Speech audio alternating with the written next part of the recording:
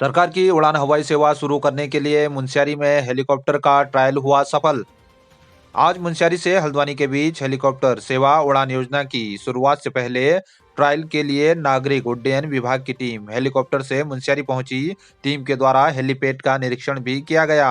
BJP मंडल अध्यक्ष doctor Durga Prasad ने प्रधानमंत्री व मुख्यमंत्री का आभार व्यक्त किया है।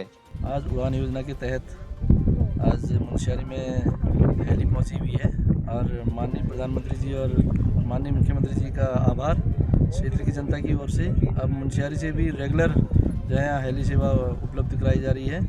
यह भाजपा सरकार की अपनी उड़ान योजना के तहत यह हेली डेली यहाँ से मुनस्यारी से हल्द्वानी और मुनस्यारी से चंपावत लगातार यहाँ से उड़ान बढ़ेगी और इसके लिए आज टीम आई हुई है। धन्यवाद। उच्च हिमालयी क्षेत्रों में बर्फबारी के बाद व्यास वैली सहित मुनस्यारी में गहराया पेयजल संकट। लंबे इंतजार के बाद धारचूला मुनस्यारी तेजम बंगापानी के उच्च हिमालय क्षेत्रों में पिछले दिनों बर्फबारी हुई।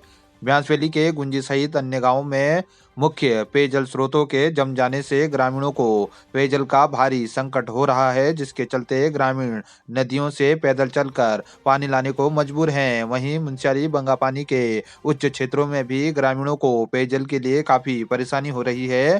सीमांत के उच्च क्षेत्र में तापमान माइनस में पहुंच जाने से कड़ाके की ठंड भी बढ़ गई है। इस बीच लोगों को काफी परेशानी हो रही है।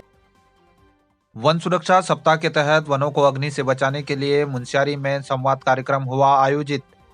वन क्षेत्राधिकारी मुनस्यारी के नेतृत्व में वन विभाग की टीम द्वारा विकासखंड मुनस्यारी के राजकीय इंटर कॉलेज मुनस्यारी में बच्चों के लिए संवाद कार्यक्रम आयोजित कर वनों को अग्नि से बचाने का आह्वान किया गया।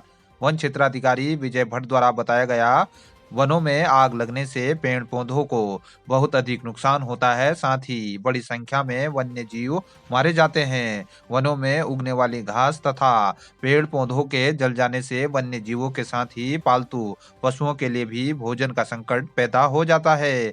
उन्होंने बच्चों को छोटे छोटे उदाहरणों द्वारा जैव विविधता से संबंधित जानकारियां दी। साथ ही छात्रों के लिए पेंटिंग प्रतियोगिता का आयोजन भी किया गया। विजेताओं को पुरस्कार भी वितरित किए गए। वनाग्नि सुरक्षा सप्ताह के इस अवसर पर विद्यालय के प्रधानाचार्य हरीशनाथ गोस्वामी, गजराज सिंह, हेमा लोहनी, गौरव परिहार, पंकज कुमार, प्रवीण राणा, सुनील पांडे, पूजा एवं अन्य छात्र छात्राओं के साथ वन विभाग के अधिकारी कर्मचारी मौजूद रहे।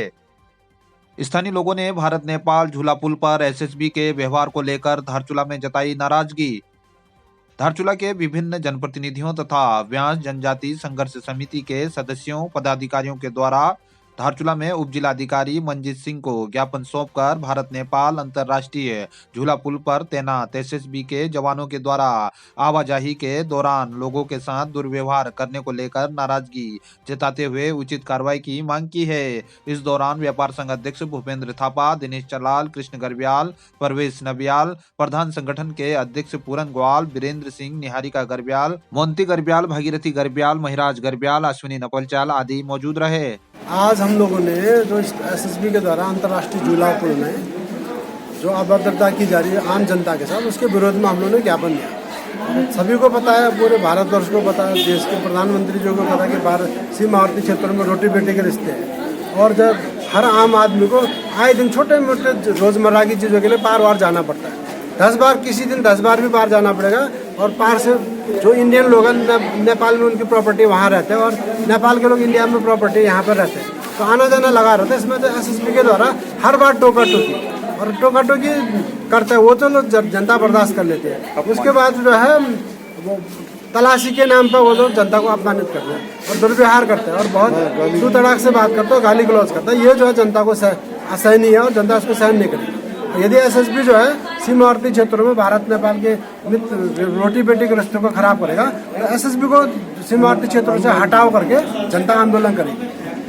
सर्वप्रथम अपना विषय रखने से पहले हमारी जो घटना घटी है, मैं ये एक बात क्लियर करना चाहता हूँ कि एसएसबी के प्रति हमारा सम्मान है, हम उनका आदर करते हैं। लेकिन जो आज घटना घटी है और लगातार घटती जा रही है वो दुखद है।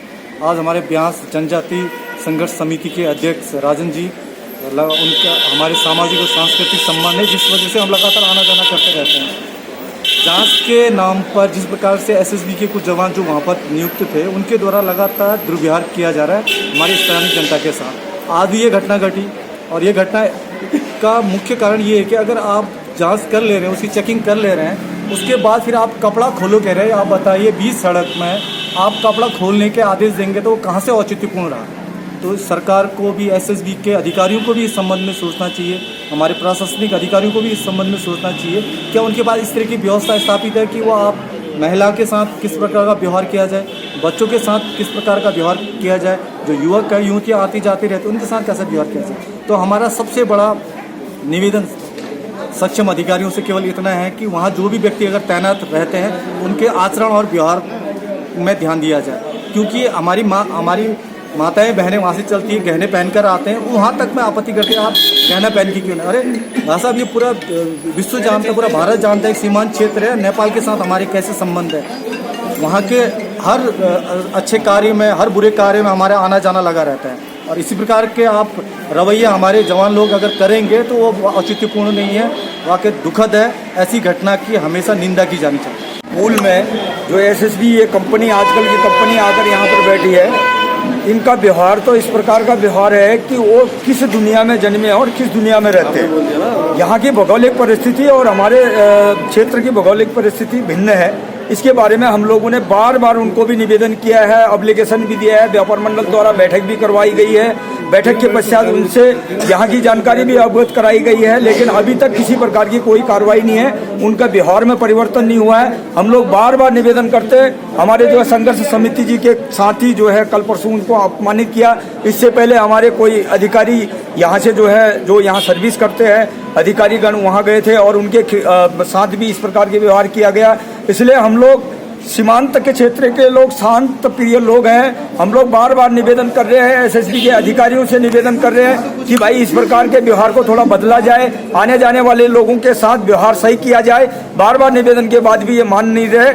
हम लोग एक दिन अब हमारे पास एक ही चारा रहता है कि एसएसबी को सीमांत क्षेत्र के पूल क्षेत्रों से सब हटाया जाए। इसके लिए हम आंदोलन करने को बाध्य होंगे, जिसकी जिम्मेदारी एसएसबी की होगी।